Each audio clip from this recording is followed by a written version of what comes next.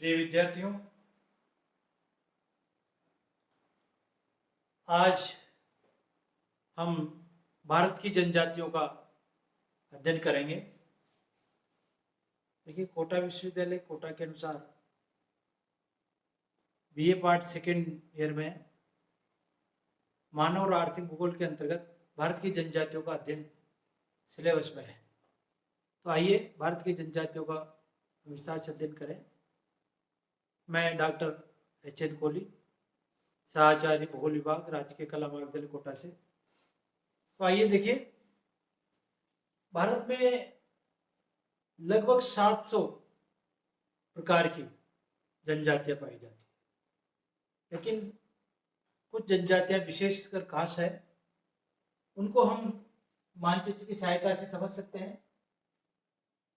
यहाँ पर भारत की जनजातियों को भारत के मानचित्र में दर्शाया गया है। भारत की देखिए जनजातियां हैं: नागा, संथाल, गोंड, टोडा, भील, थारू, भूटिया, गद्दी, गुर्जर और खारिया।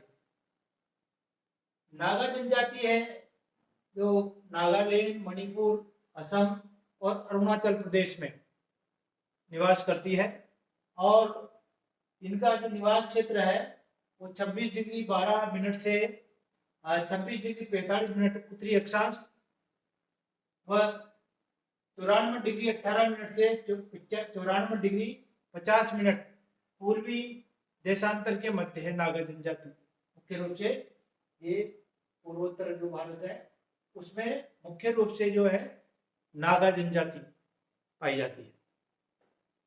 ठीक है। संथाल, तो संथाल जनजाति है, ये झारखंड और बिहार और इस तरह के जो है, तो ये झारखंड, पश्चिम बंगाल व उत्तरी पूर्वी उड़ीसा के राज्यों में मुख्य रूप से पाई जाती है।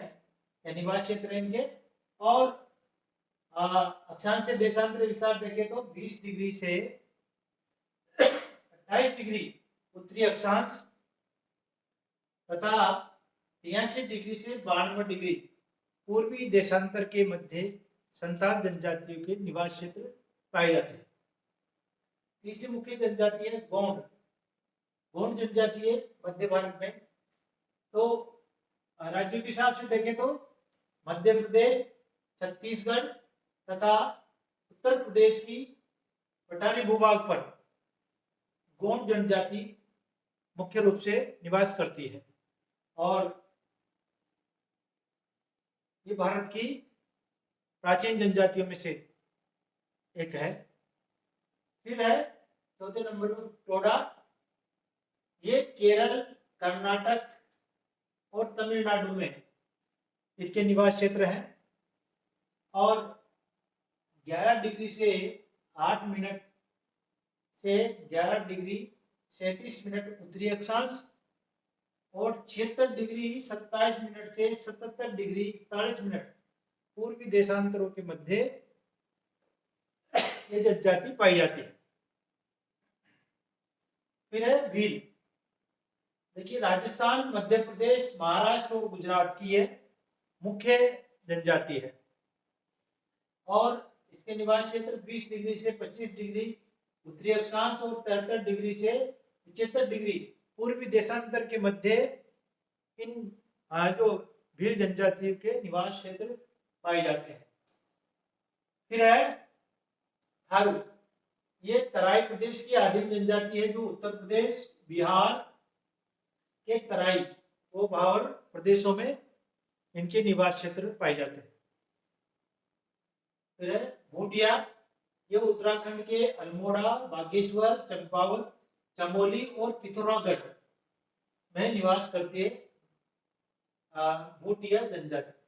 ये जो क्षेत्र है सारा का सारा ये भूटिया जनजाति का क्षेत्र है। फिर है गद्दी।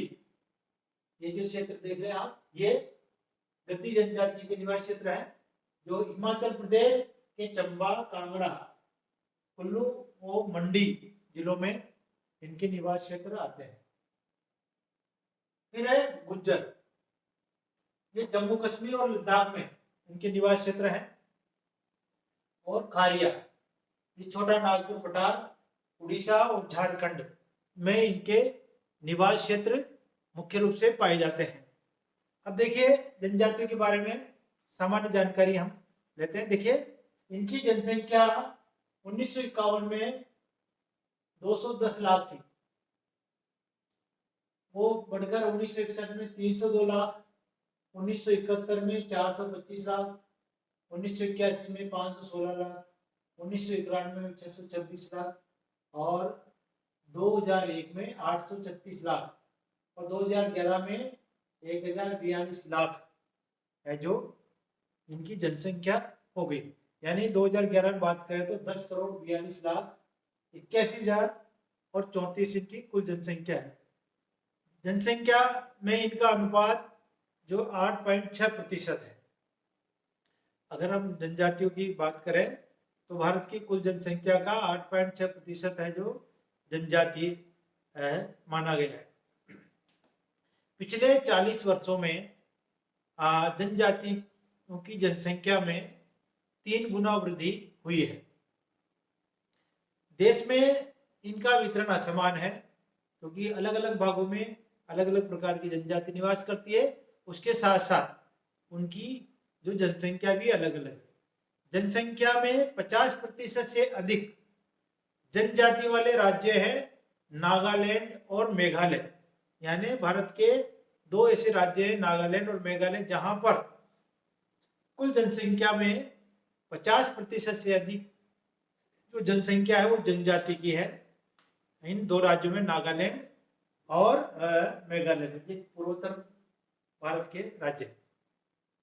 20 से 30% जहां पर जनजाति रहती है या जनसंख्या में जनजाति का जो प्रतिशत है उन राज्यों में मणिपुर, मध्य प्रदेश, अरुणाचल प्रदेश, छत्तीसगढ़, त्रिपुरा, उड़ीसा, झारखंड व सिक्किम, ये जो राज्य हैं मणिपुर, मध्य प्रदेश, अरुणाचल प्रदेश, छत्तीसगढ़, त्रिपुरा, उड़ीसा, झारखंड और सिक्किम, तो यहाँ पर कुल जनसंख्या में 20 से 30% जनसंख्या जनजाति की है।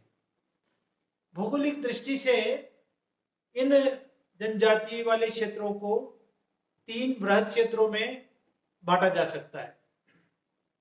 पहला वे जनजाति क्षेत्र जो भारत के मध्य भाग में विशेषतः नागपुर के पठार पर फैले हुए हैं। इनमें पश्चिम बंगाल, झारखंड, दक्षिणी उत्तर प्रदेश, मध्य प्रदेश, छत्तीसगढ़, राजस्थान, महाराष्ट्र, उड़ीसा तथा आंध्र प्रदेश की जनजातियां शामिल है और इनमें गोंड, संथाल व भील प्रमुख जनजातियां हैं। तो ये जो है भारत के मध्यवर्ती भाग में विशेष रूप से नागपुर के पठार पर पाई जाने वाली जो जनजाति, इनमें गोंड, संथाल और भील 3 मुख्य जनजाति प्रमुख है। दूसरा बृहद क्षेत्र है जो है उत्तरी पूर्वी पहाड़ी क्षेत्र। तो उत्तरी पूर्वी पहाड़ी क्षेत्र में भी बहुलता से जनजातियां पाई जाती है, जिनमें मेघालय, मणिपुर, त्रिपुरा, मिजोरम, नागालैंड, असम, अरुणाचल प्रदेश की जनजातियां आती है और यहाँ पर मुख्य रूप से नागा और उसकी डफला, गुरुंगा, लिंबू, मिकीर, भूटिया, कुकी, गद्दी, ये उल्लेखनीय जनजातियां हैं। यानी मुख्य रूप से तो नागा जनजाति पाई जाती है, इसके अलावा डफला, गुरुंगा, लिंबू, मिकीर, भूटिया, कुकी, गद्दी, ये जो जनजातियां हैं ये भी उत्तरी पूर्वी पहाड़ी क्षेत्र में पाई जाने वाली जनजातियां हैं। तीसरा जो बृहद क्षेत्र है उसकी हम बात करें तो वो है भारत के दक्षिण पश्चिम में, यानी पहाड़ी भागों के किनारों में पाई जाने वाली जनजातियां। ये प्रदेश, इस प्रदेश में जो है आंध्र प्रदेश, कर्नाटक, केरल, तमिलनाडु, अंडमान निकोबार द्वीप समूह व लक्षद्वीप समूह शामिल है। और यहाँ पर पाई जाने वाली जो मुख्य जनजातियां हैं वो है टोडा, काडर, मलचन, कुशिकर, कोरियन, चुंचू, कोरगा, इरुला, पावियान, मालापत्रम और कनिक्कर, ये जो जनजातियां हैं ये भारत के दक्षिण पश्चिम में पहाड़ी भागों के किनारों पर पाई जाती है।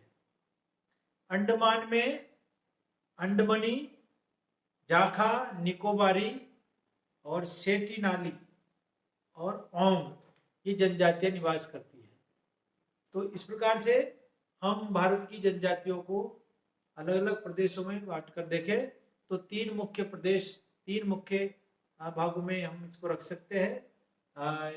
यानी कि भारत के मध्यवर्ती भाग में यानी नागपुर के पठार पर पाई जाने वाली, उत्तरी पूर्वी पहाड़ी क्षेत्र में पाई जाने वाली और दक्षिण पश्चिम में पहाड़ी भागों के किनारों पर पाई जाने वाली जनजातियां। तो इस प्रकार से तीन बृहद जनजातियों क्षेत्र हमें दिखाए जाते हैं। तो इस प्रकार से ये जनजातियों के बारे में जो है संक्षिप्त में आपको महत्वपूर्ण जानकारी है।